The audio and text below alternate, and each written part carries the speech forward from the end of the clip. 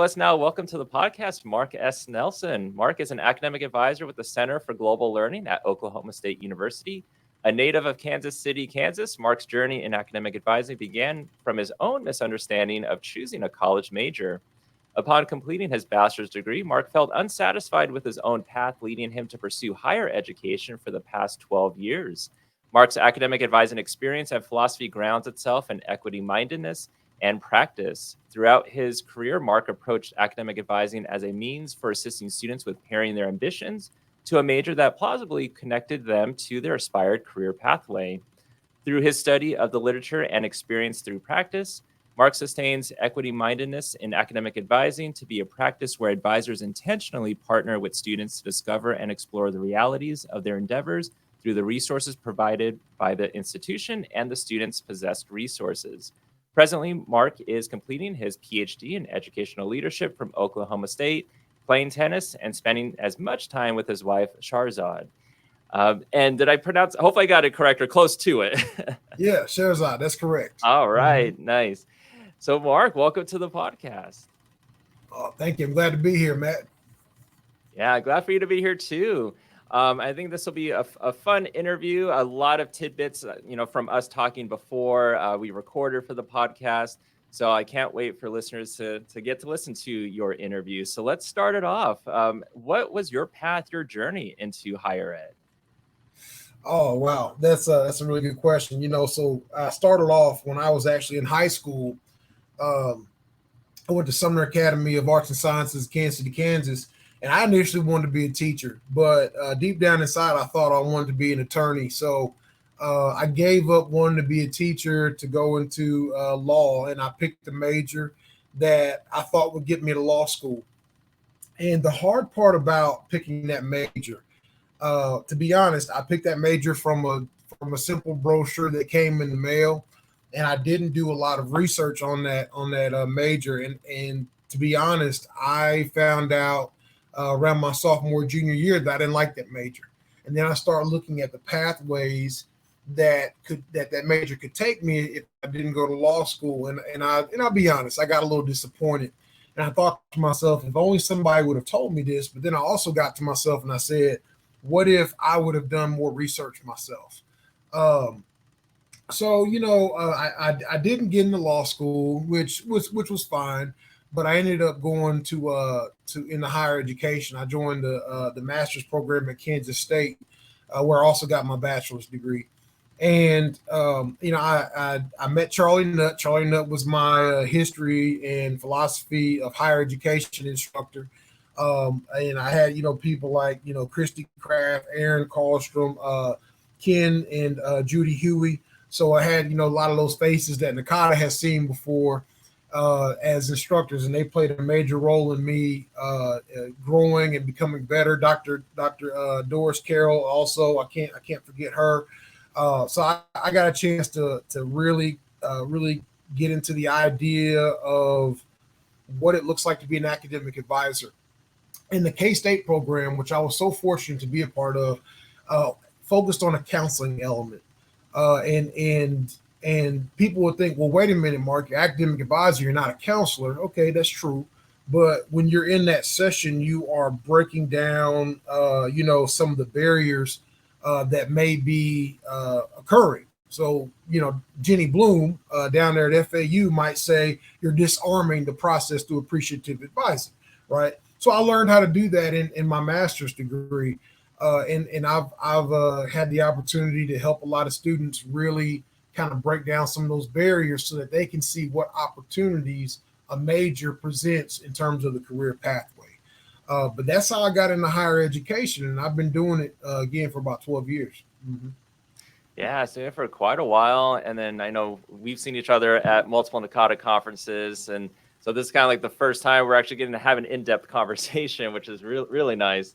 And you're mentioning Charlie Nutt, and so we just had Charlie on our previous episode, and it was kind of his kind of goodbye in a way because he just recently retired. Of course, he'll still be around and still be mentoring and connecting with individuals. Probably see him at conferences, but since it was just recently that he officially retired, and this is going to be on an August podcast episode, and anything you want to say about Charlie?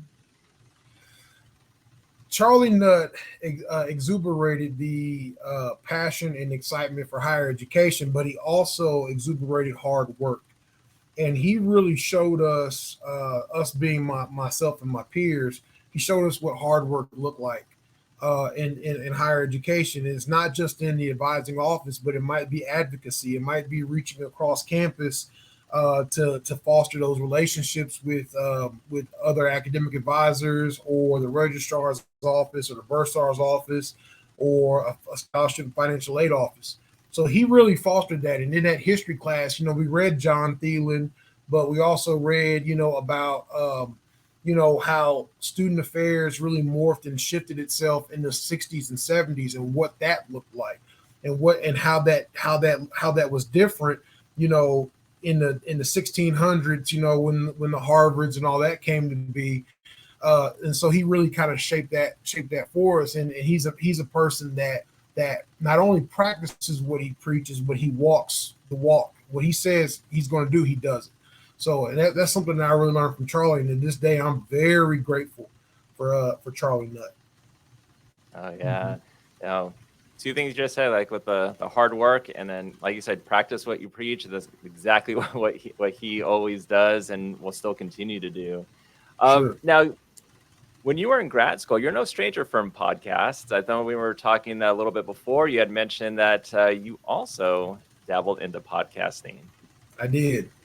Yeah, I have to say I respect you because you've curated so many episodes of this and you really made it it's taken off globally. But I think one podcast episode for a class, and it was a history class for my PhD, and we really talked about financial barriers for students in that class, and that's when I really got into equity mindedness. What does that look like? And through my own practice, I've really seen, like, a lot of times when we're talking about equity, Benjamin would describe equity as addressing inequities or inequalities in educational outcomes for historically underserved groups.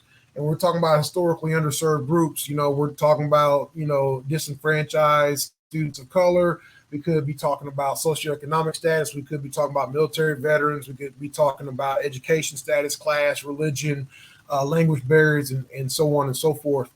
But in that podcast, I really learned about the importance of building a story and telling a story. And that's something that we do. If you think about it, that's something that we do as academic advisors. We help students build their stories, and we do that through course selection. We do that through getting them to the right resources and things like that.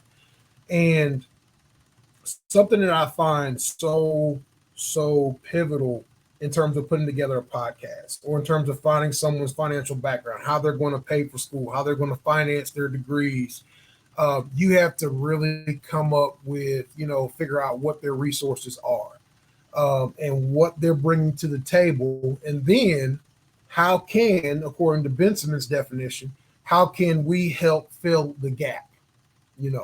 So, and that's where it gets tricky in academic advising. And a lot of times I believe, and will be the shape of my dissertation, so I don't want to get too far into it, but that's where I believe academic advisors may overstep the boundary, the classic definition of academic advising. Yeah, and I'm sure too, like if someone's either a new advisor or let's say they've been advising for quite a few years, it is one of those things where it's something where how far do I go? What do I ask? What am I supposed to be doing? What is my role? And it's almost like it's an ever expanding role, and then some people hear advisor, they think counselor. You actually might have some academic advisors that have the actual title of counselor Sure. in their job title. So I think that could also lead to some confusion as well. But maybe this is a good segue into talking about it, and to talking about your dissertation and your PhD program. Sure. Yeah. So I think one of the biggest challenges for me when it comes to like the literature that I've found is, understanding the true definition of academic advising. And I know for the sake of the literature and the fact that we as an organization, or we as just a profession, I should say, we're so small and so knit, and we want to kind of keep it so that we can establish what we are and what academic advisors are all about. But one of the greatest challenges that I have found in just talking to the membership base is that we all have different duties, and we all come from different parts of campus. We all come from different walks of life, and we all bring different things to the table. So when we're working with students, something that we have to really think about is, how does our story mesh with our student story? And how can we not be too intrusive or too overbearing when we're working with students? To provide you a quote again from Estella Benjamin, she said in the 2018 article, she said, intrusive counseling and advising as a practice means being proactive in offering help and support to students, but it can also be troubling if the practitioner exercises intrusive advising and lacking the understanding of how their role, whether it be whiteness or institutional racism or anything like that. And I'll just simplify that by saying their superior authoritative role could impede a student's success. So, for example, I think of myself. I identify as a cisgender black male. I'm biracial, but I identify as black. Well, there are a few things I have to think about. And I'm right here in Stillwater, Oklahoma, U.S. of A. And it's in the county of Payne County, 75,000 population. And I think about, who I am. Well, I'm a black man, I identify as a black man. So let me back up. I've been working with freshman students for 8 years. When students come in, I have to ask myself, have they ever encountered someone that looks like me? 6'3", 300 pounds, big spirit, confident, can be a tad bit, maybe overbearing, because of what I do. I can be very intrusive just by walking into the room. Have they ever experienced that? More so, have they ever experienced, being around a black male in a teaching and advising role? Okay, so we got to go back and look at the statistics. How many black men fill the role of being a certified teacher in the United States system of secondary and elementary education? Matt, the statistic is 75,000. So to give you an idea, every single black male teacher can fit in Payne County. They can live in Payne County and be comfortable. So that tells me that the students that come into my office may not have had an experience with a black man as a teacher or a counselor or an advisor. So what I have to do, when I'm talking about equity and inclusion, when I'm talking about, working on these things, I have to make sure that if I'm going to really think about Benjamin's definition, I have to think about, okay, how am I going to present myself so that my students, whether they be white, black, Hispanic, Asian American, Pacific Islander, what have you, whether they be male, female, or non-binary, whether they be Christian, Muslim, atheist, agnostic, Hindu, what have you, what is that going to look like? And how can I get across? And I have this mug here, stay true. How can I also stay true to myself while helping them out? And that involves bringing my story into the advising session, not to be overbearing, but to give them an insight of where I come from while learning about where they come from, so that we can have an understanding as to who we are as people, and then we can build on that and hopefully build a relationship and get them to where they need to be. Yeah, and I could see a question coming up from, like, let's say an advisor that's like, this sounds all great, but if I have, let's say, 30 minutes with this student, and Sure. hopefully maybe I see him, a couple months from now, and I can build a rapport throughout their time at the institution. How am I trying to get to learn about more about the student and their story, and how am I supposed to, factor in my story and make it seem like it's organic versus I'm kind of forcing, like, here's my story. Sure. And that's a great question. You can't do everything in a 30-minute period. Just like I can't write a dissertation in a day, right? It starts with the little things. And one thing I had to learn in my 10-year career, and when I learned this, I slept a lot better at night. When I finally accepted this, you have to treat every student as if they don't know. Students are going to ask the same questions over and over and over and over and over again, but you have to answer those questions like they just like they don't know. You should never go into an advising meeting thinking that, okay, well, they don't know anything or they should already know this. You just answer the questions. And if you meet those small expectations, it could be something just as small as, like, okay, well, I have a question about financial aid, and if you point them into the right resources or you give them the right answers to those questions and get more information, that trust is going to build. And then when that trust builds, they're going to come back and you're going to give them a little bit more. And then you're going to give them a little bit more. And then you're going to give them a little bit more. And slowly but surely, that relationship is going to grow. It's going to matriculate. Now, something that I was rather envious of in my previous role in University College Advising is I only worked with first year students. So, now I had a benefit where I taught them in the first year seminar class. So I got to know them inside the classroom. But then I also had to get to know them outside the classroom in the one-on-one environment. I was fortunate enough to get to know them, but most of the time, by the time I got to know them, it was time for me to declare them to their new advisor. So I had to get them ready for that new advisor. I had to set that tone. I had to build that bridge so that when they go into that new advisor, they have the expectations of what academic advisor can provide them, and they also have the expectations of the department. And for a student going into, let's say, the College of Engineering, their advising experience may look very different than a student going into the College of Business, or the College of Education, or the College of Architecture. So it's just kind of building that bridge and what that looks like. So as an academic advisor, I needed to be aware of what their potential advising session would look like for the future. For an advisor that's going to be with that student for the duration of 4 years, they get a little bit of an advantage because they get to build slowly and surely over the course of time. And maybe that's sending a positive email. Maybe that's, seeing them on campus and just waving and saying hello. Maybe that's sending them a card or setting up a campus event where they can just see your face and that person can walk by a table and say, hey, that's my academic advisor. That's the person that helped me enroll, So just building those bridges, and that's the way you do it. But it's slowly but surely, taking it one step at a time. Mm-hmm.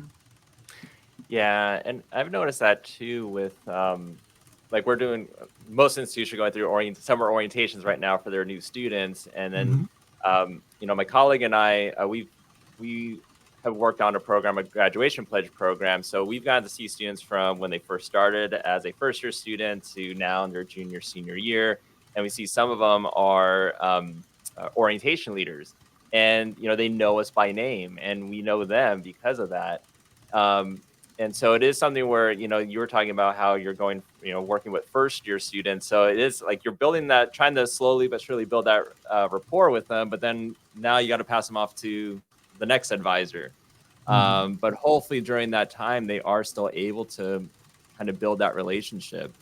Now, you a couple of years ago, you co-authored an article on academic advising today, and a lot of these elements that you're talking about, I've noticed, and when I was reading that article, are in there, and that was on advising Black male students in 2020 and beyond. So that's one that you co-wrote with like Loxley Nibbs, Quentin Alexander, Daryl Sherry, Bill Johnson, and JJ Johnson. Can you talk more about that whole process of working with them and then publishing this article? Oh, sure. Yeah. Because that was, I'm gonna tell you all, that was, I think, um, that was a magical process. So let's break it down. So 2020, we're all locked down. We're all in COVID. And all of a sudden, George Floyd, well, let's back up. Let's back up to that day. So first and foremost, we had the encounter at Central Park with the gentleman and the dog and the woman. She's walking her dog, and the dog wasn't on the leash. Black male confronts her about it. She calls the police. So that happened in the morning. Okay, so tensions are high, and then George Floyd ultimately is killed. In Minneapolis, and so we're already on lockdown. We have COVID, and all this stuff is just building on, and it just kind of blows up. And I'll be honest. What really brought me into writing this article, with those gentlemen that you named.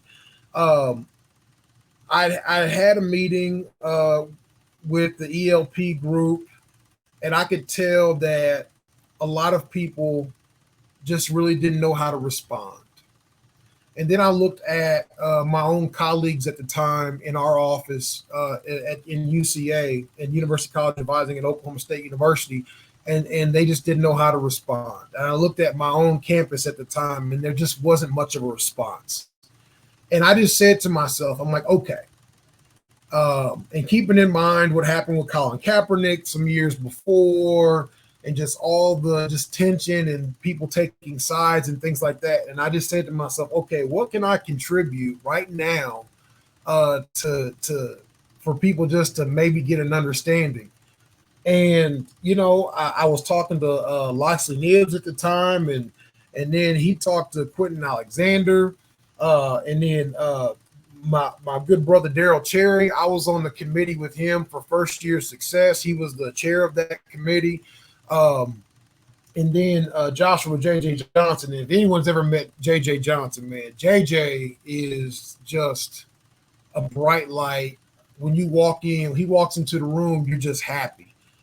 I love J.J. Johnson. That's my brother. He's just good people. And then this guy Bill Johnson as well. Just a smart guy, been around the Nakata for a long time. And so I thought about those five brothers, and I thought about everything that they brought to the table, and I thought about their experiences, and I asked them to co-author, if we could co-author an article together.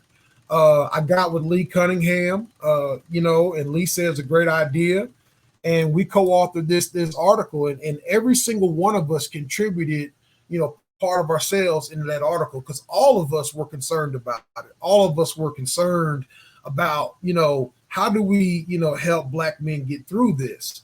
And I don't think that went in vain, because when we came out of the 2020-2021 semester at my own campus, sadly, I learned and found that, our African American students were the ones that were least likely to be retained because of COVID, for various reasons.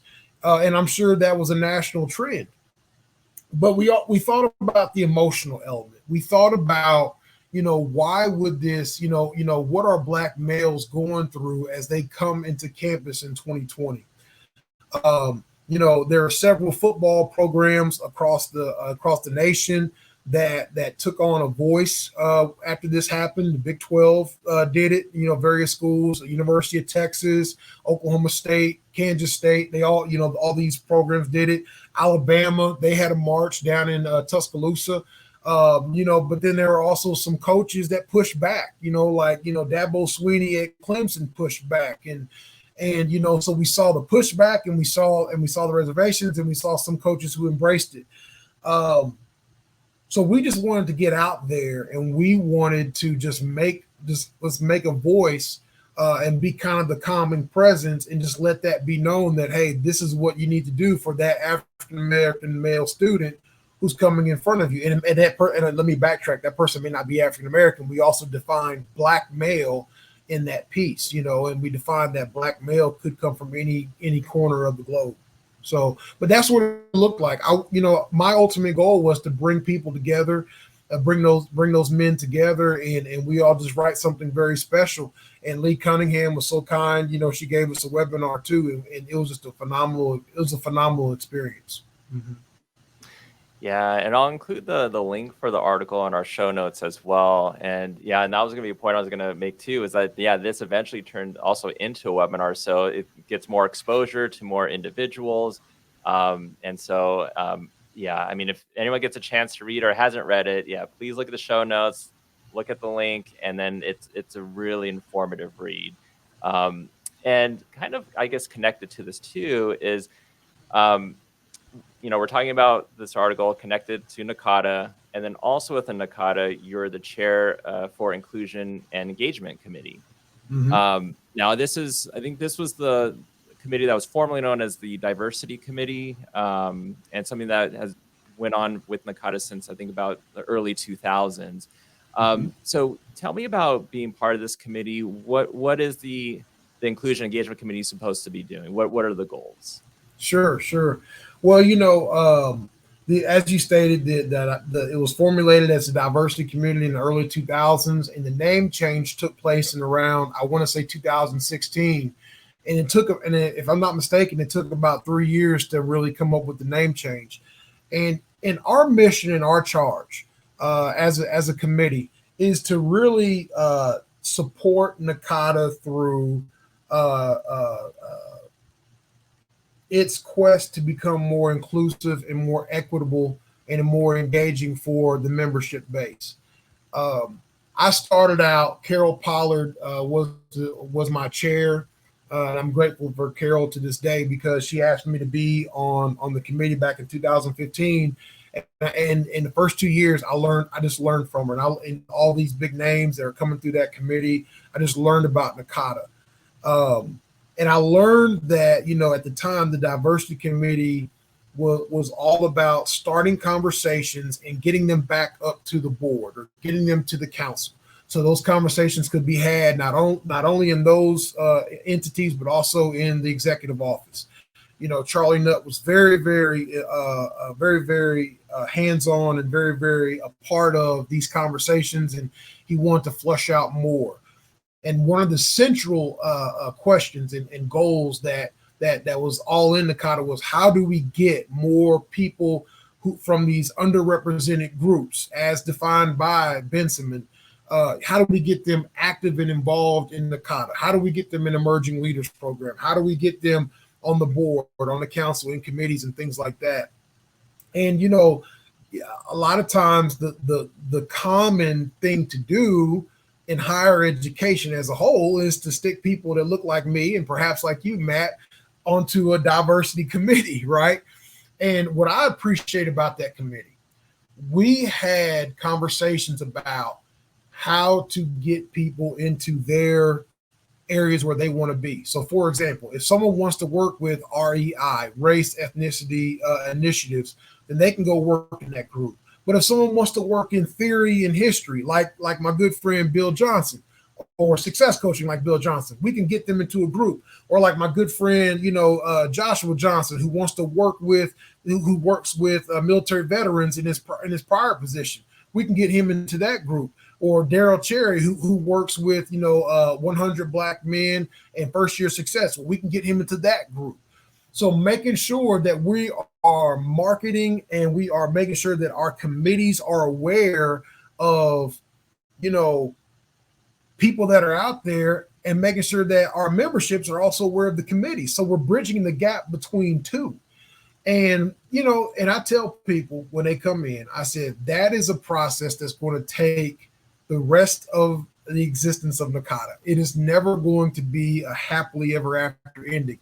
It's always happening. It's always happening. And you have to find new ways of doing it. So maybe for 5 years, you engage social media. Well, maybe then the next 5 years, maybe you engage writing. You engage, scholarship through writing. Maybe next 5 years, and you go back to social media again. So it's a lot of different elements that occur. to make that happen. And those are the conversations that we have, in the what used to be formerly known as the diversity committee, and now the inclusion and engagement committee. And if I may add something that some conversations that I've had presently with the committee that I chair, the IEC, we are talking about, our stories again. So going back to that story that I talked about earlier, in my own graduate studies, I've learned about positionality and reflexivity. And for the folks who aren't familiar with research, positionality and reflexivity focuses on what does the researcher bring into the study. How does the researcher's influence? How does the researcher's biases and position and experiences influence the study? So for example, I bring my own bias and my own twist into a study based upon my own lived experiences, and I have to be aware of that. So one thing that we're working on as a committee, this summer is we're talking about that positionality and that reflexivity, and that's where we're starting to define our stories and what kind of advisors we may be, or what kind of professionals we may be, and that's what I'm hoping to do with my committee for my last year of my term. Mm-hmm. Yeah, and with any committee, no matter what's NACADA or anywhere else, sometimes that change can be slow. Do you find, like with your committees, and even just being chair, do you find like the support is there that you need? Is there sometimes, I don't know, red tape may not be the right term to use, but that if something hasn't been done before, that there might be some pushback to it, or how do you go about making that change and making it happen? Well, I think the biggest thing I try to remember, and I always tell my committee this, and this is something that I've heard too: change takes time, and one of the things when we talk about equity, and there have been a lot of scholars that have said this. Castillo Montoya wrote about in 2020. She wrote about the challenges and tensions of equity mindedness. You have to be cognizant and aware that not everybody's ready for you to, stoke the flames at the campsite, right? Some people are going to embrace the warmth. Some people are going to embrace the flame. Meaning, some people are going to be ready for the hard conversation. Some people are going to be ready for, people being upset, but some people aren't. But then some other people are going to also be like, well, wait a minute, I don't understand. Help me figure this out. And this is where I got to talk about Dr. Melinda Anderson. And that's what I love about her. She said this in the Lawrence, Kansas Region 7 conference. She said, one thing that we have to do when we're talking about DEI, BA, which is diversity, equity, inclusion, belongingness, and awareness. I just shorted to DEI. But we have to always remember, especially if you're part of an underrepresented group, you have to remember that people aren't going to always understand, and you have to be patient and you have to be cognizant. Well, that goes back to working with our students, right? We have to be aware, okay, my student may not understand this struggle. The student may not understand, that they have to do X, Y, and Z to get this done, right? But we also have to understand that, our colleagues may not understand the urgency in the matter. So, for example, when statements have come out about the George Floyd verdict, I'll tell you this story. So when the George Floyd verdict came out, and Derek Chauvin was found guilty, I was thinking in my head, I was like, oh, okay, well, NACADA needs to come out with something. And I was like, well, wait a minute, man. You're in the Inclusion Engagement Committee. At the time, I was the chair-elect. You need to tell people, okay, well, let's start doing this. And you may even have to help write that letter. And I did, right? But one of the things that I tried to do was the people who got involved with that, I tried my best to let them have a voice. And when someone said, well, we don't want to take away your voice. And I said, it's not my voice, it's our voice, so that's part of being inclusive. I tell people, take your time and just enjoy the experience of NACADA. We're not going to change NACADA overnight, but we can slowly help build something, overnight, and we can really, really, really make it special. But it's not going to happen overnight, and it's not going to happen for a $75 membership, right? We have to be aware that there are a lot of different things that have to happen, and there are a lot of conversations need to happen on the back end, and that's okay. That's how we learn. That's the key goal of professional development.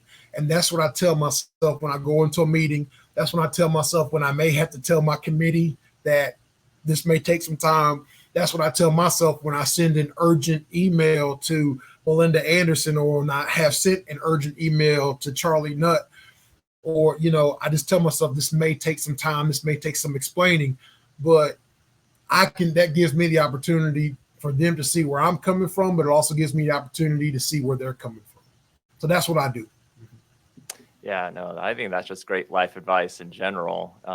Yeah, things take time, and it's enjoy the process. It's really all about the process, and then how much do you want it, and then do you follow up with it as well? And so it seems like it's being proactive with a lot of it. Sure. And then 2 years is a short time to be in a position like that as chair of the IEC. Do you feel like can you run again, or is it one of those where it's like the 2 years and then it just goes to the next person? Do you feel like you'll still be part of it, still working to make change even after your term is up? Sure, that's a good question. So the way that the NACADA leadership structure works, typically for the committee. So we're talking about the administrative side, and I think it's very similar on the community side as well. But so typically you're a part of a committee. You're appointed to a committee for 2 years. And at the end of that 2 years, you become eligible to run for the chair or leader position of that committee. So that automatically gives you 4 years. So you have right there, by running for a chair position, you have staked at least 4 years into a chair position. Now, after that, after you finish your 2-year term, you get 2 years as the immediate past chair. So now you have at least committed 6 years to that committee. So in my case, I will commit, when it's all said and done, I will commit 10 years to the Equity and Inclusion Committee. 2 years under Carol Pollard, 2 years under my good friend Michelle Smith-Ware, 2 years under my good friend Loxley Nibbs, and Carol Pollard is my good friend too. And then myself 2 years as chair, and then I will support the chair who comes after me, and then I will go on to further endeavors in NACADA. And what I appreciate about that is, I'll always, have maybe a voice or a seat or some kind of position or authority in the IEC, but I recognize that for professional development, it is important that we transition so other people can get that experience. So I'm not allowed to rerun, which is good. But as a chair right now, and I'm going to be doing this in my second year, I'm going to be really encouraging people in the committee now to pick up where I left off, because I think that's very important, and I'm really excited about it because there's a lot of potential on my committee. Yeah, I always think too, like no matter what committee it is, whoever comes in next, like you're just building upon what's already there, and every person that comes next is just going to make it better and better and better. Sure. Mm-hmm. Now, let's talk a little bit more about maybe your work at Oklahoma State University. Like, how would you describe your institution and the Center for Global Learning?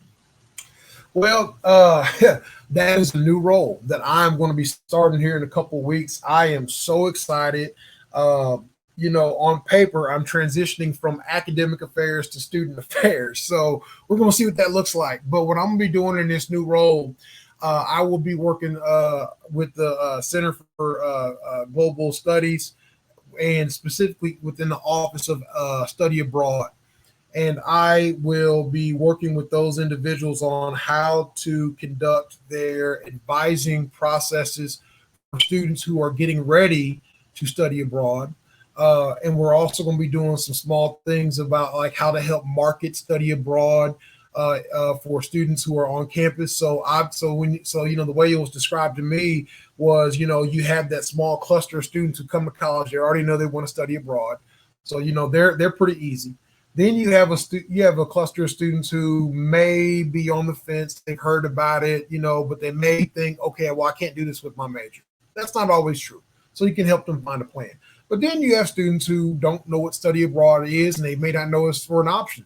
So I hopefully plan for the next year or so is to kind of tap into those latter two clusters and kind of see what we can do for them. Part of that's going to be maybe potentially recruiting faculty members to do a 9-10 day trip, somewhere. That may also be working with academic advisors and helping students find experiences and sustain space within their class schedule so that they can go study abroad. One thing that I'm so blessed and privileged to know is that my boss, he knows and understands that not every student may not feel that they can study abroad. So, for example, just by default, professional degrees can be very hard when it comes to getting students to study abroad. So, engineering, teaching, even a professional degree like accounting, journalism, those may be difficult programs depending upon the curriculum that the institution or department has set forth for a student to study abroad during their junior year. A lot of times with engineering students, for example, or even nursing students, when they get to that third year, that's when they're starting to take their core classes for their professional degree, right? Because an engineer is going to get a professional degree at the end of their academic career. So, what does that look like? Maybe they can't spend a spring in Barcelona or a spring in Paris because they have to take, some of their courses their junior year to be ready for. But perhaps they can do, a 9-day trip in May, or a spring break trip, or maybe they can get away and do a summer, something like that. So just making them aware of those opportunities, and also helping academic advisors know and understand those opportunities as well, so that they don't indirectly discourage students from taking part in those opportunities. Mm-hmm. Oh no, I think that's a great point, because sometimes we'll know that, okay, the study abroad office exists and these are some places they might go to, but we may not know what the process is, or that they do have a summer one or something in between terms where it's like, well, I don't need to spend the whole semester. I can maybe just spend a few weeks there, and maybe that works more with their schedule. Sure. Mm-hmm. Absolutely. And as we get towards the end of this interview, a lot of great information that you've given. So we talked a lot about the work that you've done, like at your institution within NACADA, your new role that's coming up, which I hope goes super well. That sounds really exciting. Start that one in a few weeks. But what do you do outside of work? It's a lot that you're doing within NACADA and your institution, but how are you de-stressing? How are you, taking care of yourself as well? Oh man, yeah, I appreciate you asking. Well, I try, so like I said in my bio, I play tennis. I'm actually a proud board member of the the Stillwater Tennis Association. I was just accepted on the board for that. That's a wonderful experience. I also I golf a little bit. I haven't golfed in a while. Golf can get kind of pricey, and it's too hot to golf right now. Let's just be real. So I'm doing that. I spend as much time with Sherzad. Sherzad and I both love to cook, so we cook, and just she cooks. She's Iranian, so she's introducing me to Iranian cuisine. I'm introducing her to different types of American cuisine, so that's fun. And then I also just I'm also work at the local YMCA where I officiate basketball. And that's fun because it's a developmental league. And so, as an official, I'm helping kids learn the game of basketball. So, I do all those things, and that just kind of keeps me sane. And I'm also very active in my church's men's ministry. So, I keep busy. And on top of that, writing a dissertation. And but I feel like if you enjoy the little things in life, what you're going to do, you're going to, you know, things like a dissertation aren't as daunting. Mm-hmm. Yeah, absolutely. Or it's like you just try to break it down into smaller chunks, smaller parts to complete. But it seems like Precisely. a lot of things that you do even outside of your institution, everything it makes you happy, but it's also making those you're actually still connecting and making a difference in so many other individuals' lives as well. So it's almost like everything just keeps going full circle. Sure, absolutely, it does, and I'm just truly blessed for it. So Yeah, but Mark, again, this has been a great interview. I feel like we have definitely a lot more to talk about too, so we might have to get a part two on here at some point. But I appreciate you being on the podcast today. I appreciate it, man. Looking forward to it, Matt, and just appreciate what you do for the advising community, global, worldwide. I appreciate that. Thanks so